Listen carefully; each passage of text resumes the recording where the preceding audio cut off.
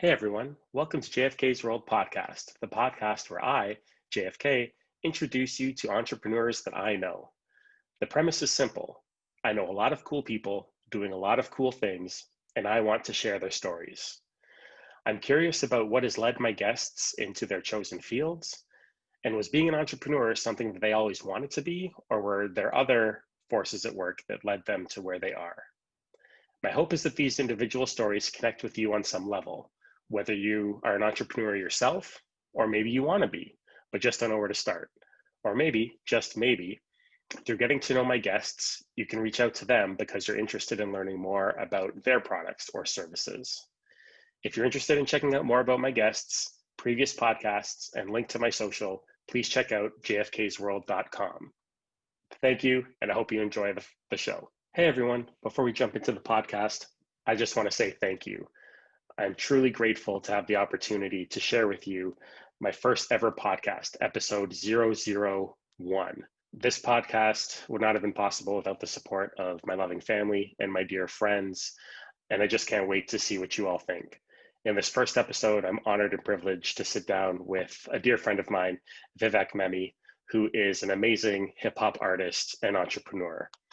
During our conversation, you'll get to know a little bit more about what led Vivek to to go after hip hop full time, what led him to start his own Humble and Hungry collective, and what inspires him each and every day to continue doing what he does. So give it a listen, let me know what you think, and feel free to reach out to me, jfksworld.com, to learn more about myself and all of my guests. Super excited, episode 001. Let's get after it. This is JFK's World. Thank you for letting me be a part of yours.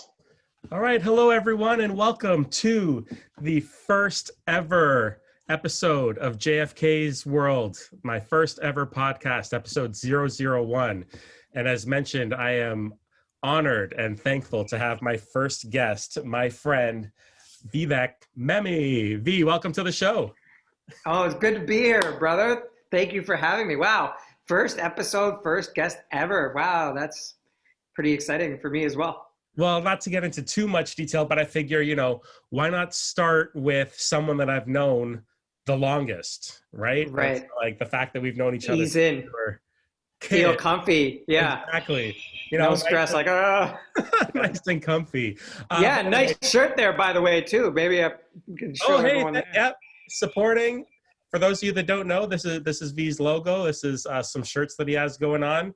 We'll share some links later on in the show. But yeah, happy to support you, man. Thank you. Good. I appreciate it. It does look good. Does it feel soft? It looks soft. It's soft. The cotton blend you chose is very nice. But yeah. Very good. I appreciate that. Yes. Okay, so you know that this show is about entrepreneurs that I know, and kind of what led them to getting into their chosen field, their chosen area. But before we get into what you're doing now, I'm interested, and I think that it'll be interesting for people to see where you came from and what your background is like. So why don't you start off with your origin story and just give everyone a quick background on yourself? Yeah, sure.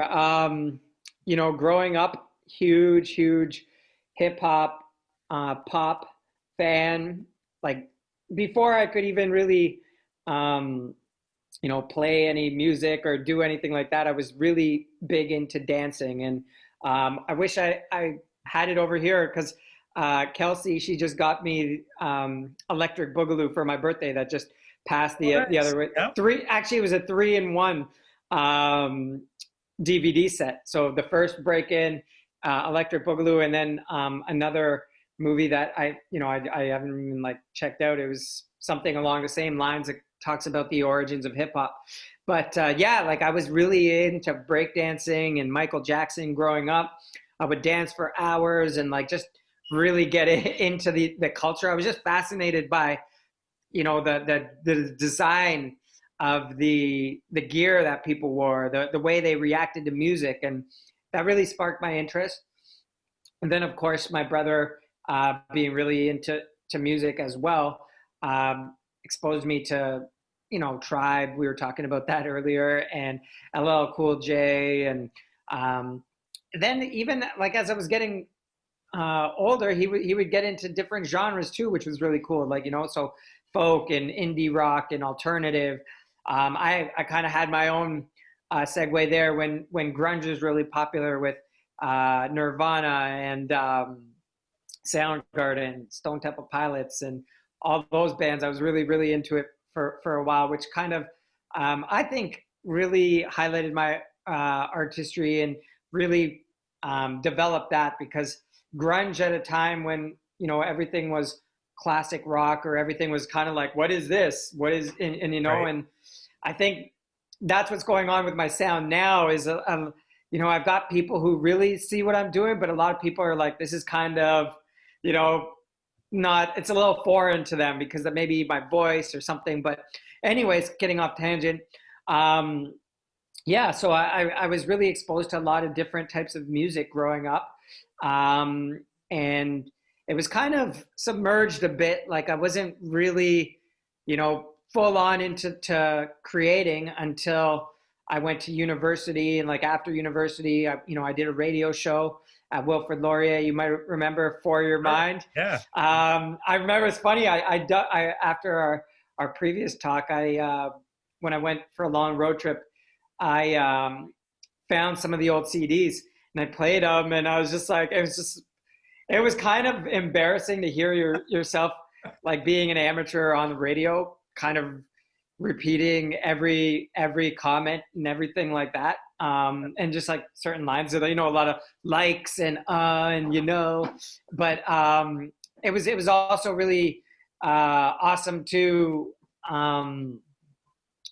do a lot of you know, I guess like find your foundation, find like where you started, and revisit that past, and it was really cool. So I remember giving you a shout out because you were listening and Dante was listening. So that's how far back we go. So anyways, did the radio show, and from there, you know, got to meet people in the community, people who are, you know, producers, people who similar paths. Sure. I worked some music industry jobs after that at Factor, which is Foundation Assist Canadian Talent on Records, and got to meet even more people and realized I hated admin work because that's what it was, admin job. And I knew I wanted to help artists and I wanted to help people, but I also knew there was like a fire brewing about creating my own art, and then also a fire brewing about like not doing so much admin work. Right. So, so eventually cool. I went back. Yeah. So cool. So, okay. So you mentioned, stop me there. Yeah. You mentioned, well, because I don't want to get too far ahead. Right. But you mentioned two things, and that's, you know, kind of your education background, and then a little bit about kind of your professional background. Sure. While music has, you know, been with you, you know, throughout life, and having known you for as long as we have, I would agree that, you know, I think, you know, everyone likes music, but I do sense that, you know, you've had a deeper connection with music, you know, as you've grown up. So I do see, you know, that correlation. But, you know, because, you know, a lot of, I think, my initial listeners of this show are going to be more local. Some people might be like, yeah, I think I know that guy. So do you just want to quickly rhyme off, you know, so you're Mississauga raised. So education wise, let's start from the bottom and kind of go through what your education, just where you went. So people might remember you, and then just kind of, so I'm talking elementary all the way through university and college, just rhyme off kind of where you went and kind of what your background is for what you took, maybe like in like post-grad studies type thing. Yeah, this is, I'm gonna have to dig up those elementary memory lane. Yeah. So I started actually at Elmcrest, and then there was a new school that got built called Ashgrove, just in Erin Mills. You kind of know Burnham Thorpe, Loyalist area, Tom Chater, shout outs to All Saints people, you know, all that area, I guess, by Erin Mills Twin Arenas. So yeah, I grew up there. I actually that's where I started getting on stage. I was really into like speeches. And in grade 5, I had a speech that went to like the semifinals of Peels, like the regional, like, so out of the schools and then out of the quarterfinals. And then, it was a really interesting topic. Like, so I don't know if anyone remember that, but on like, thought I'd shout it out because that was a pretty big moment for me as a kid. And then from there, I went to Hillside, which was in Clarkson, and it had a bit of a bad rap for being kind of like a rougher school. And I wouldn't say I was like a badass, but I was like always in detention, always going to the principal's office, always in the health office, to be honest, too. Headaches and things of that nature, and, you know, throwing up and like just all kinds of mix of, you know, adolescent issues growing up, you know, and Sure. not being a great student. And at that point, I was supposed to go to Clarkson for secondary school. And I think something inside of me was like, you know, maybe this isn't the right path for me, like, because I was already like messing up and like kind of not really focused. And my dad also believed so too. And so I did, you know, some prep work at this people might know it, Mentor College, and like in the summer between grade 8 and 9, and kind of working out the kinks of being a troubled youth. And so like, you know, that we did like a little prep work there. And then I eventually went to Lauren Park, where actually my brother had just recently graduated from. And I didn't know too many people. I knew people who I was playing hockey with. So I used to play hockey in Lauren Park as a kid. And then, you know, then I knew some people there. And then eventually I became like a straight A student by the end of it, which was okay. So just kind of like, you know, I think the one thing that like your listeners and that you probably know, like for me, I think a lot of my story is growth, you know, Sure. and a lot of the growth is uncomfortable, and a lot of it is, you know, working through discomfort and going through this journey. So it's not going to always start good, but, you know, getting to something eventually that you're proud of and happy about is, I think, my life's purpose or something, you know? So anyways, from there, like the straight A's, I went to Laurier and, you know, did BBA, which was, you know, both interesting and like, you know, I definitely learned a lot, and it's definitely helped me to this point. Would I say it's like my, you know, my primary thing that I love? Like probably not, but I think, you know, even in that recent article, it's just business is everywhere. It's everything. Even artists, you know, need a business plan. I just did a business plan for my music business and my art, which is the hardest thing to do because it's just, you don't think about art that way, but that's where, you know, success happens, when art and entrepreneurship meet. And so, yeah, that was my background. And then, you know, like I said, I worked at some industry jobs, downtown Toronto, Factor, CMRRA, and then I worked for an live events business, and I was a partnership manager. And interestingly enough, we had Joe Biden Oh, there you go. as one of our bring it all full circle to the current events. Yeah. And yeah, so if Joe Biden wins the election, he will have a president will have his picture with me. So there you go. Post that on your social media too, I'm sure. I'm sure he'll post it on his too. Oh, there you go. No. Well, I mean, we could start a rumor that you were the one that told him to run for president. Just kidding. Yes. No, don't do that. Don't do that. That'd be fun, though. Yeah. So I know that while you were working after university, you decided to take a bigger step towards getting more involved with music, because you mentioned, you know, at Factor, you were loving learning more about the business, but realized that you liked more of the creative side of music. And then so you went to Fanshawe? Yes. Yeah. Ooh, sorry. Thank you for interjecting there. I totally forgot that. That was a big piece of it. Yeah, Fanshawe.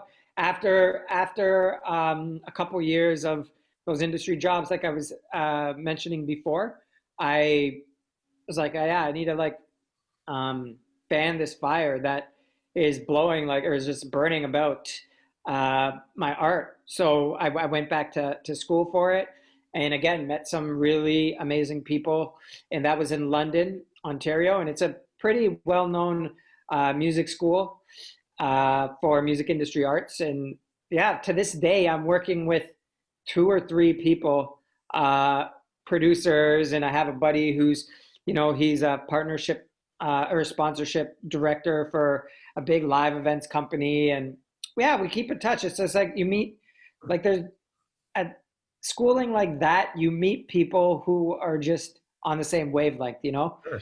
And even with Laurier, I met some people who are part of the Humble and Hungry community still, Right. like a music lawyer who was on one of the episodes, great guy, Byron, and he's doing big things. And it's just, yeah, I think as much as you learn things in school, it's really about the connections you make. There you go. I think that's a big lesson for anyone who's thinking about schooling. And even as adults, you could think about schooling. Think about what kind of connections, what kind of roots you want to like put in, because it's not just about, you think about, oh, well, this is really an esteemed university or school. It's about, you got to think about the culture. Yeah. And I think that's the bigger thing. So yeah, just a tidbit there. Hey, drop those nuggets and people listen, Okay, so one of the things that I think happens to a lot of entrepreneurs, and I could be wrong, and that's, the point of me interviewing entrepreneurs is to see where my hypothesis or theses lie. But anyways, I think that a lot of entrepreneurs have that aha moment, or that moment where they make the decision, okay, I'm going for it. This is going to be me. I'm going to jump in with both feet. There's no more messing around. Did you have that moment? And if so, can you share what it was, or when it was, what it was, when that like light switched on? Right. So like I always knew after I was like leaving Fanshawe, and even during Fanshawe, that I was like making music and stuff. It's just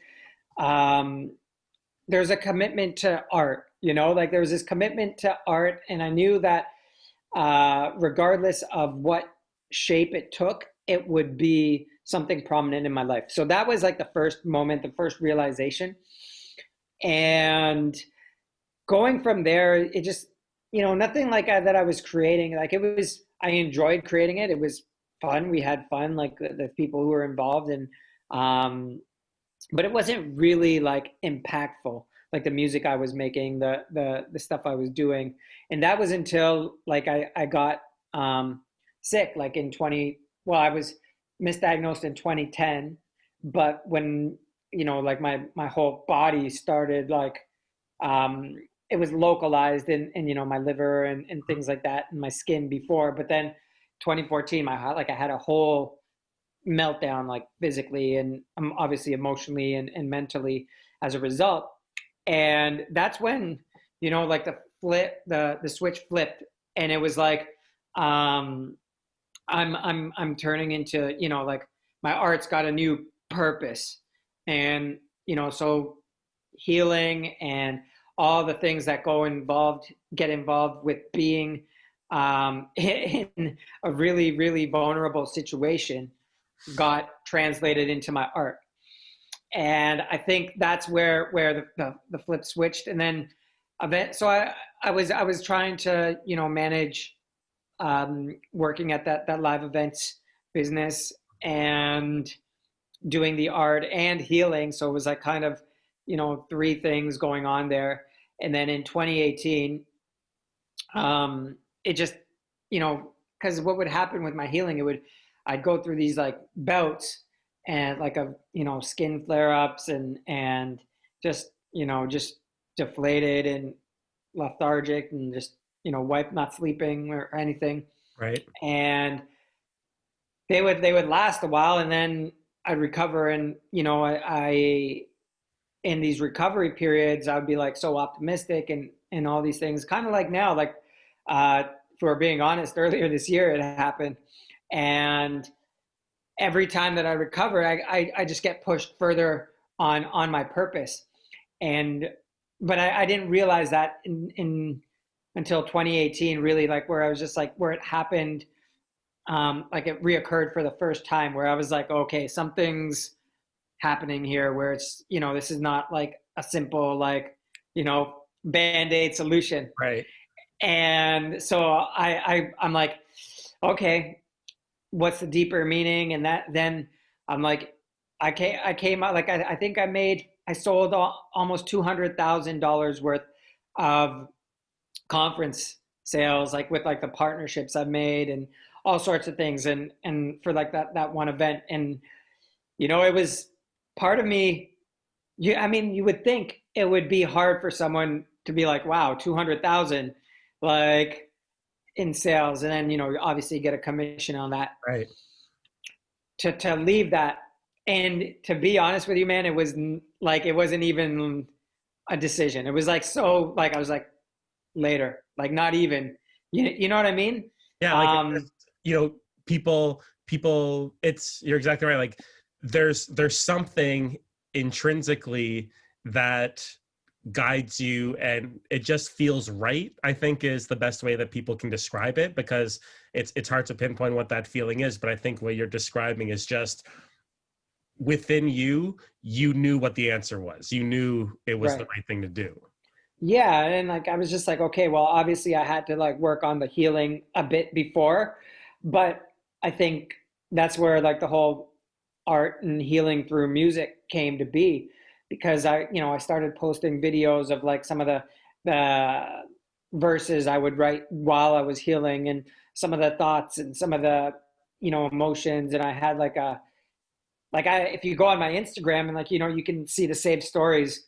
It started with just like this, like hashtags, like love from V, where I was just kind of, you know, focusing on all the lessons in that moment. And like the hashtag was just like, it's just all the things I've learned through the healing. And I'm, you know, I don't really do that as much anymore, but it's like still like a body of work, because it's just like, you know, you're processing so many things, and sometimes you can't, sometimes you need to talk to someone to heal. Sometimes you need to, you know, do something physically. Sometimes when none of those things can be beneficial, or they reach their capacity of being able to help, that's when the art really translates, because it's just like this thing that's like godly, or it's a connectivity to the divine, where you're just like, this is not even me talking, man. It's just coming through me, you know?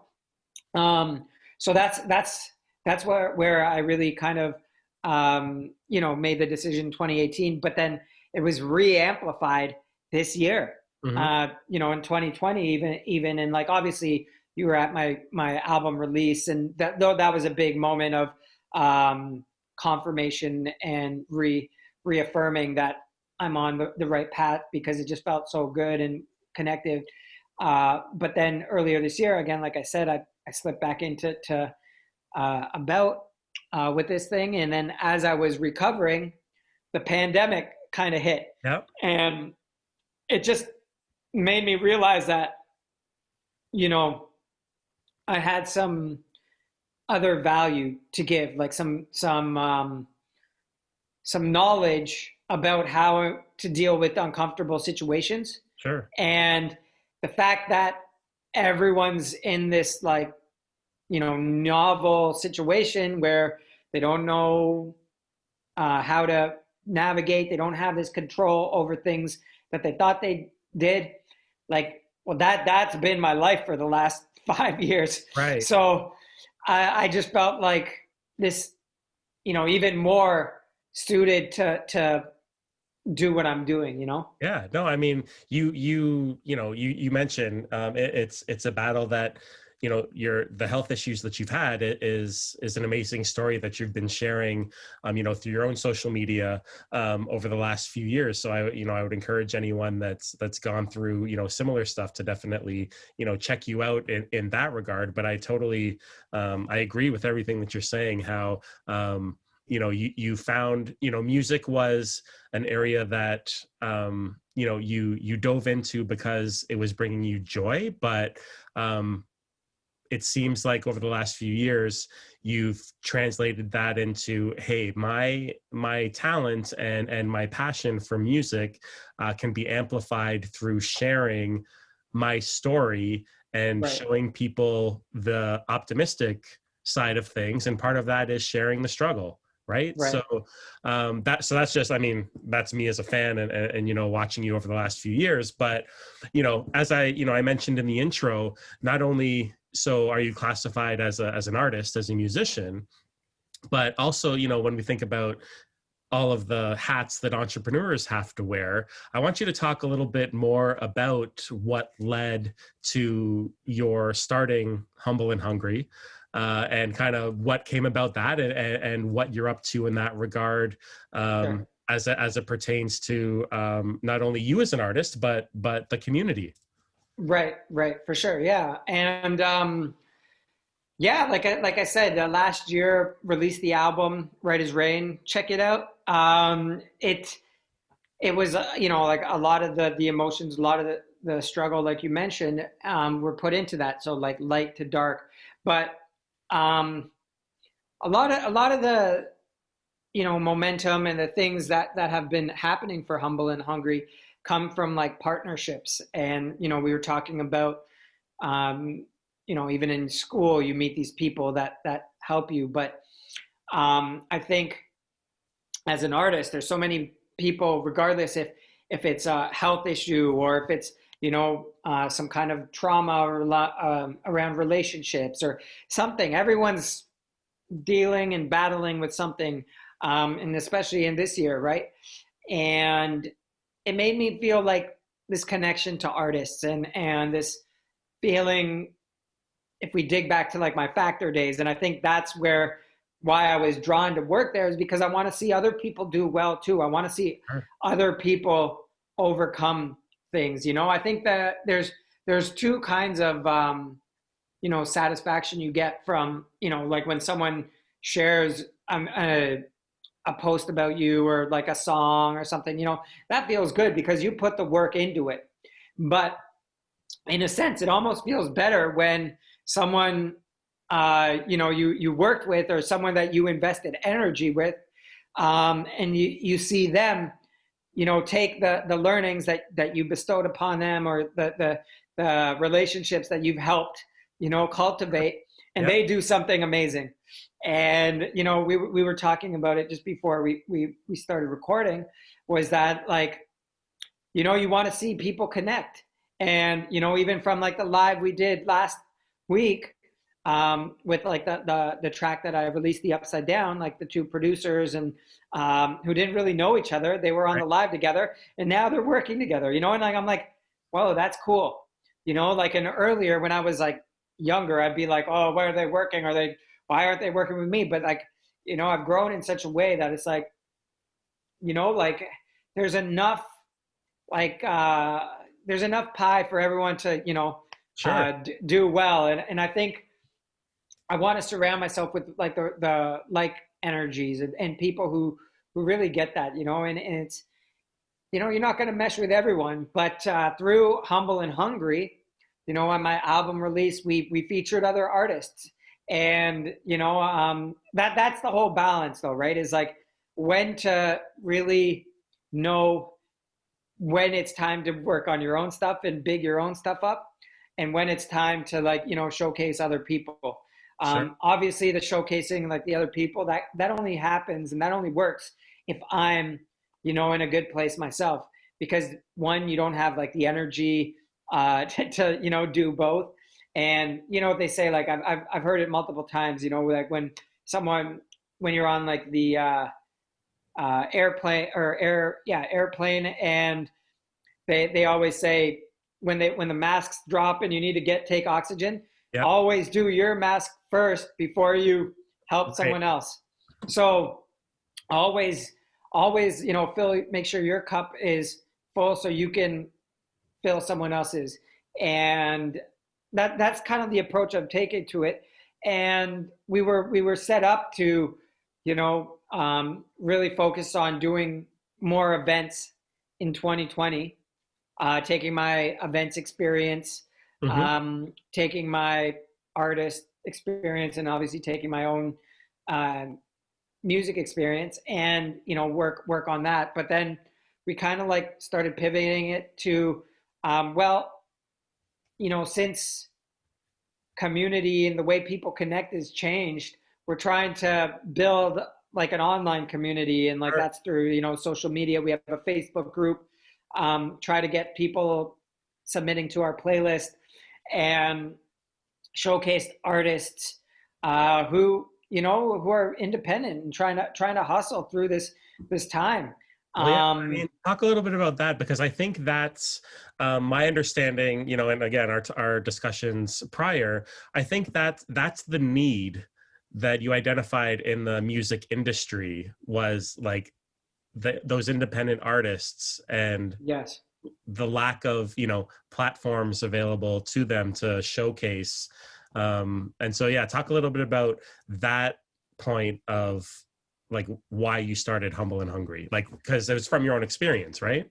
yeah, I was just like struggling to like get placements and, you know, submitting so much to like blogs and like, you know, it's tough because there's so many talented artists, and we're, you know, we don't know where to navigate things because I just think there's like like the supply and demand. There's just way too much supply, and like you know, people can only do so much blogging and can only get to so much art, and then nowadays so many artists are mixing genres, and you know, if you like, even, you know, between me and you, like, it's like my brand of hip hop is, it's obviously it's conscious, but it's an acquired thing, right? Like I'm fusing something that like my voice sounds different.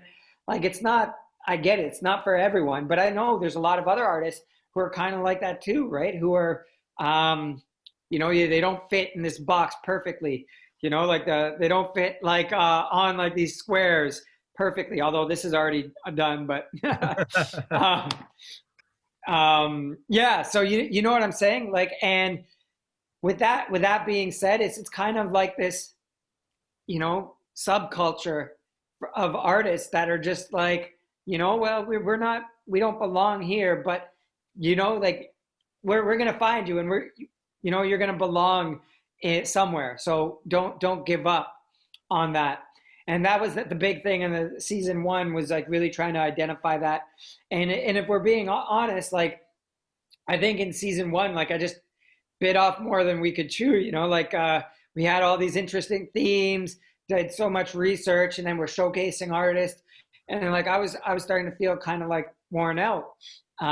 So with season two, and you know, after I just did my business plan, I realized like, how can I align my brand, like my personal brand, to Humble and Hungry a little bit more, make it a little bit more tight. And what we're going to do from this point on is like look for not, and I think, you know, in my plan too, I realized that I did some research on KMH, and just the number of cases of mental health have just spiked. Right. And I think, you know, even, you know, between you and me, we know a couple people in our outer circles who've passed away this year from suicide, and like, you know, that's tough, man. And it, one of the people was really a big fan of my music, and you know, the other was really supportive too, and it just kind of made me realize that we need to have more conversation around healing and mental health and stuff. So, and like I said, everyone's dealing with something. Like it's getting out of our comfort zones and be willing to share those stories, because we don't know, like, you know, for me, it's like physical health or something, but you know, for someone that could have been abuse, or that could have been something like, you know, childhood trauma. And like, the more we have the courage to speak on that, the more I think positive outcomes are going to happen, and people are going to be like, "Whoa, man, I'm really happy I saw that episode," or something, you know. And it's gonna be heavy at times, of course, but you know, we're gonna bring our personalities and things, and of course, we're going to be talking about the art, because that's just as important, right? For me, it's where the art meets the healing, and I think that's, you know, a significant thing. So we're going to be talking about, you know, the technical aspects of the song and stuff like that as well.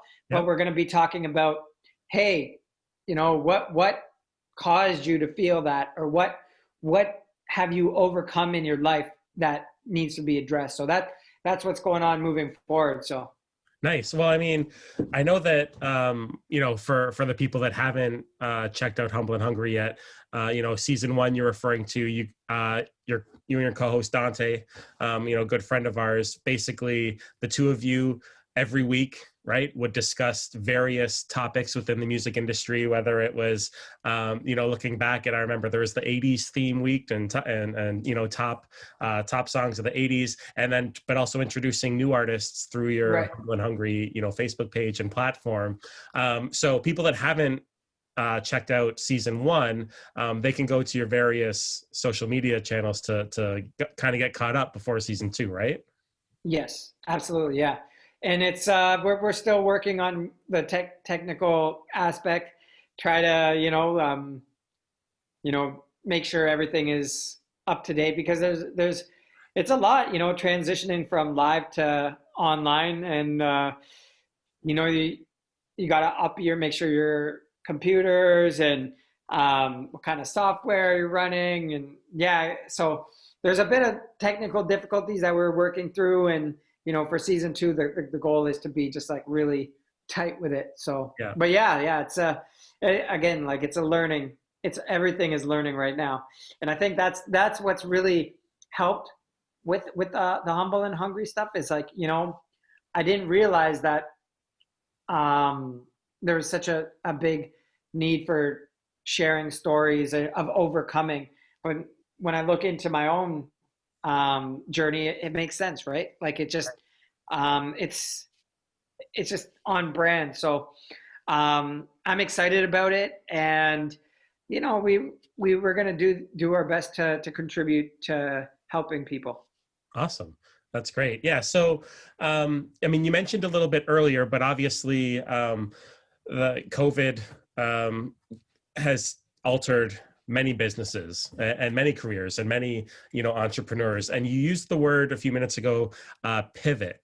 You Right. had to pivot your mindset in large part due to COVID. So, if you just maybe talk about where your original vision was going around kind of Humble and Hungry, and you were mentioning that, you know, it was going to be kind of more live and events based, because I think it's important for aspiring entrepreneurs to also realize that being flexible and kind of assessing constantly the environments around you is super important. And I'm sure that Right. you know, that pivot required a lot more learning on your part as well. So if you could just like retouch on the COVID impact of Humble and Hungry and yourself as a musician. Yeah, like I think when COVID hit, it was just like, well, now you got to interact a different way, right? So it was just take everything online, and realize how the need for community and connectivity has changed, and to be able to, you can, like it's funny, like we say that you know, obviously we can't hang out the same way with each other, but in certain ways, like connections and relationships have evolved in a different way, right? Like we appreciate the time we spend with people, even if it's like this. Sure. So tuning into that, realizing that, and giving people a platform for that to be accessible, I think is what really helped with the pivot. Like I said before, we were trying to do live events, and you know, there's tons of hurdles involved with that as well. But you know, it's familiar. It's not as foreign as trying to figure out which streaming platform to use, and like what you know, what kind of OBS software, like how to, you know, find an input like right now I'm trying to figure out how to use this like aggregate input so I can use my interface to do a live, a live stream, Okay. and like I can use my mic and things of that nature. So it's there's always things you can, keep doing. My advice is like, if you get too stagnant and reliant upon something, you're gonna get left behind, right? You're just Sure. gonna be, it's just not that you're gonna be, forgotten, but I think we were talking about that last night too, right? In an entrepreneurial hustle, it's it is easy to forget what people do, like, right? Like, people have short attention spans, Hmm. right? Like everyone wants quick, easy information. In my research, I realized video is such a big part of, and it doesn't take research to know that. Like, everyone interacts better with video anyway. And, even short, palatable clips. Yep. And because, our minds are going so quickly. And I think if you're not working towards something or learning towards something, it's easy to get stuck. Yeah. And so, I think that, on that note, you've been very resourceful as well. And I know recently you took advantage of a program. Was it through the city of Mississauga, or just was it through another organization within Mississauga, or what was that? yeah. So Arts Council, shout out to them. They always post, like, there's a lot of interconnectivity between organizations in Mississauga, which, even if you're not an artist, if you're just an entrepreneur, like, check out the MBEC, like the Mississauga Business Enterprise Center, right? Like, they've got tons of free webinars. They've got a couple this month. There's they've got like startups for like information for it. So that even through that program, it was called Startup Company Plus through the MBEC, which I learned about from the Arts Council. Bunch of modules to like focus on your business. And, some of them didn't fully apply to being a music business or a music artist. So, you got to like kind of weigh it, but also just doing the process of like writing it out. And like at the end, there's a potential for a grant. So like I did like a pitch deck, and, shout outs to my brother who helped me with that, because he does that for a living. And, we'll see if my business plan is good enough to pitch to these like, investors. Right. And you just think about things differently, right? That's what I liked about it. And they saw the value in what I'm doing. There's another program, by Digital Main Street, which is out of Toronto, and it's called Shop Here. And they're partnered with Google, and they what it is just about getting you to think about things differently. Put yourself, if it works, like, that's amazing. Like, if it, thanks to them, you've got that shirt on your Nice. your back. Yep. And like, Yep. so sick logo, and it gets you to think about your brand differently. And I think that's the advice I have, is just just don't be afraid to try new things. And especially with the COVID thing, you got to think about like new ways and new mediums to get your message across, right? So like, even though like a lot of these things aren't music specific blogs or music things, but it is what it is. And I'm appreciative for like the energy and the time people have been putting in. And even in the city of Mississauga, they have like the culture division. Like, there's a guy named Corey Poole, who's part of Humble and Hungry, great dude. Like, he works with the MBEC. So all these organizations are partnered together to help people. And I think just tapping into it is the biggest service you could do to yourself, for yourself. That's great advice for entrepreneurs, right? It's just, it's, you brought up the word hustle. It's and grind. It's if to be an entrepreneur, I think you have to be resourceful. You have to take advantage of resources available. But it's also, in right now in my professional career, I have never heard of MBAC, but it was through knowing you and seeing, the articles that, you were featured in and stuff in the news. I've learned more about it. Right. So it's just, to your point, it's keep your ears open, keep your eyes open, because you never know where you're going to find that help or that training or whatever. But I want to bring it back to you before we wrap up. So what are you working on next? What's going on in the, not only in the Vivek as a music, as an artist, but the Humble and Hungry? I know you got a lot of balls in the air right now, but yeah, what's next? What can people look forward to from you? Yeah, exciting times. After I finished that so there's always like three things to it for me. It's like business work, like kind of, connecting with like promo and doing like paperwork, filling out grant applications. Right now, I just finished a grant application through City of Mississauga or Mississauga Arts Council. There's an Ontario Arts Council grant. So balancing that, like trying to pull from my business plan that I just completed to see if I can get some funding for these next releases that I want to do next year.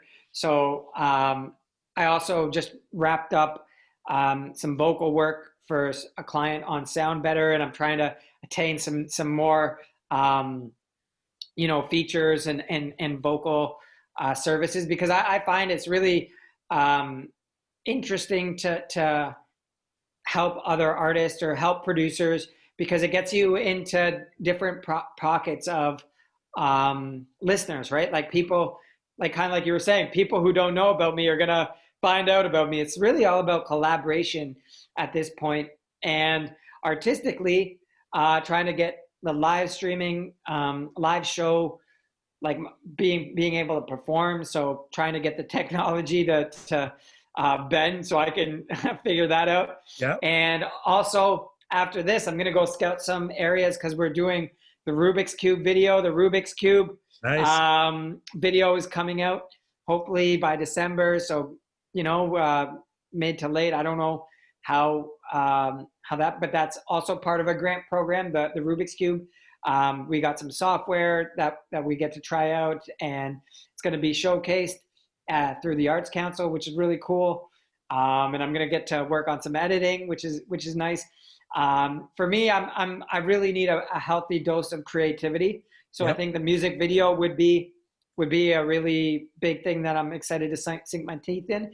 And then the next thing for Humble and Hungry, for the show, going to start doing some promo and like actually do some videos about like slowly trying to gather some artists to share their stories, so we can have artists to feature on the show when it launches. We're looking at intaking a lot of stories November, December. So if anyone has some stories they want to share that are artists, and we're going to start with artists eventually. I think we're going to just branch out depending on how big it gets, but that's the tie right now. So arts and do some intake for that, and try and get some people willing to share their stories and their art, so we can push it out in maybe start it up in January. Nice. Awesome. And so where can people get at you, find out more about you, Humble and Hungry? What are some of the social media links you got? Yeah, so vivekmehmi.com, VIVEKMEHMI.com is like the hub for everything. So if you go there, you'll be able to find everything you need to find. The VM with the wings. You find the store, the store there. It's all linked there, or vivekmehmistore.ca. That's where the store is at Vivek Mehmi, all social media, and then Vivek Mehmi Music on YouTube, at Humble and Hungry Co on Instagram, and you'll be able to find like the community and podcast information there as well. Nice. And don't worry, I'll put it all up on the screen somewhere and Beautiful. on my website as well. Appreciate it. I'm going to let you go because I know scouting for a new video, I think is going to be really exciting. But thank you for being on JFK's World, the first 001 of the podcast. And yeah, I'm sure we'll get together later. I'll share with my audience your updates as they continue to happen, and I hope that they can check you out to learn more about you and your story, because it is a really awesome one, and I'm excited to see where you're headed. So thank you for being on the show, and I'll let you get out of here. But any last words for the audience? Yeah, just feel like don't be afraid to try. Like, entrepreneurship it's a grind, and I'm not anywhere near where I want to be and where my goals are, but just working through the doubt and make sure you have people by you, like James, and by like my team that are supportive and see like the bigger vision and see, the person you are and at your core. I think is important to be surrounded with like a really big team that really gets what you're trying to do, even when you get lost a bit, because everyone needs support. And that's a big thing, like none of us are all experts in one thing. And I think being able to have support in various ways, whether it's, your family, whether it's people, mentors, just, having as much support as you can is going to get you through tough times, and being communicative with that team, being communicative with your audience, being genuine is what I think is the most important thing, is being genuine, because nowadays, like, everyone's got an opinion, and if you're not genuine, you're going to lead people down the wrong path, right? And I think everyone needs to be able to feel helped and supported during this time. COVID-19, now COVID-20, probably, so that's just all I have to say on the matter. So, awesome. And everything at its right time. That's my thing. Everything at its right time. It's easy to get discouraged if you don't see the results today, but if you believe in what you're doing, it's just a matter of time before it lines up for you. Awesome. Thank you. You're welcome, brother. Have a good day. And there it is. Thank you, everyone, for listening. Please share, comment, like, let me know what you think. Episode 001 is in the books. Thank you again to Vivek Mehmi for being a part of my first ever podcast. Please check out JFKsWORLD.com for more information on how you can get in touch with V or sample his music. And that's a wrap on episode 001. This has been JFK's World, and thank you for letting me be a part of yours.